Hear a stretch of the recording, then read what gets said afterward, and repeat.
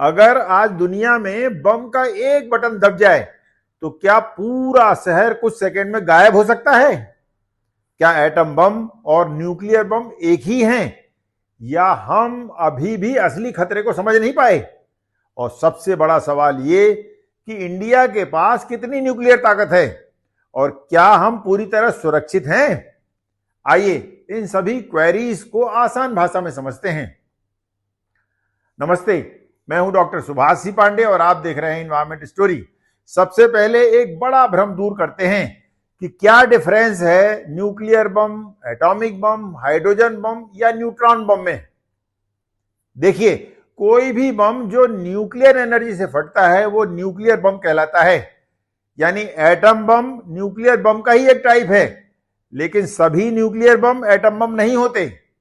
एक अन्य टाइप के न्यूक्लियर बम को हाइड्रोजन बम कहते हैं, लेकिन एटम बम और हाइड्रोजन बम में बड़ा डिफरेंस है और वो ये कि एटम बम में एटम टूटता है लेकिन हाइड्रोजन बम में एटम जुड़ते हैं, ठीक वैसे ही जैसे सूरज में होता है।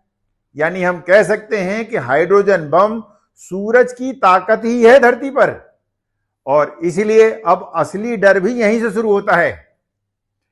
एटम बम फटना यानी 1 से 2 किलोमीटर तक सब कुछ खत्म और करीब 5 किलोमीटर तक भारी तबाही। याद कीजिए, सेकेंड वर्ल्ड वॉर में जापान के हिरोशिमा पर यही एटम बम गिराए गए थे। लेकिन हाइड्रोजन बम का फटना यानी करीब 10 किलोमीटर तक सब कुछ पूरी तरह खत्म और 50 किलोमीटर से भी बड़ा क्षेत्र बुरी तरह प्रभावित। कहने का मतलब ये कि केवल एक हाइड्रोजन बम एक पूरे महानगर को मिटा सकता है।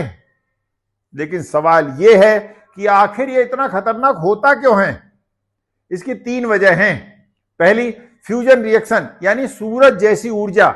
दूसरी, मल्टी स्टेज एक्सप्लोजन यानी कई लेवल पर विस्फोट होना। और तीसरी, एक साथ 4 तरह की तबाही, हीट, ब्लास्ट, रेडिएशन और ईएमपी यानी सारे सिस्टम बंद। कहने का मतलब ये कि हाइड्रोजन बम फटने से सिर्फ लोग नहीं, पूरी सभ्यता भी ठप हो सकती है। एटम बम और हाइड्रोजन बम के अलावा कई देशों ने न्यूट्रॉन बम भी तैयार कर रखे हैं, जो टेक्निकली एक तरह के न्यूक्लियर बम ही हैं, लेकिन इसे इस तरह डिजाइन किया गया है कि ब्लास्ट कम हो और न्यूट्रॉन रेडिएशन ज्यादा। इससे क्या होगा? इनसे जान को खतरा तो ज्यादा होता है, लेकिन माल को कोई खास नुकसान नहीं होता। अब बात करते हैं दुनिया के ताकत की। टॉप 5 न्यूक्लियर कंट्रीज की बात करें तो इसमें लगभग 5800 बम के साथ रूस नंबर 1 पर है। फिर अमेरिका, चीन, फ्रांस और यूके हैं। और चौंकाने वाली बात तो यह है कि इन कंट्रीज के पास आज ज्यादातर बम हाइड्रोजन बम ही हैं। अब सबसे इंपॉर्टेंट सवाल ये कि इसमें इंडिया कहां खड़ा है और हम कितने सुरक्षित हैं। अनुमान है कि भारत के पास 160 से 170 परमाणु हथियार हैं और वो भी नो फर्स्ट यूज पॉलिसी के साथ। यानी भारत पहले हमला नहीं करेगा। मतलब ये भी कि भारत की ताकत सिर्फ बम नहीं बल्कि उसका बैलेंस और पॉलिसी है। डिलीवरी सिस्टम के तहत इंडिया के पास अग्नि मिसाइल्स और सबमरीन बेस्ड सिस्टम भी हैं। स्पष्ट आंसर यह है कि अगर कोई हमला करे तो भारत उसका जवाब देने में सक्षम है। यहां यह समझना भी बहुत जरूरी है कि बम्बार्डमेंट का असली खतरा सिर्फ बम नहीं बल्कि असली खतरा तो पीढ़ियों तक रेडिएशन का असर है।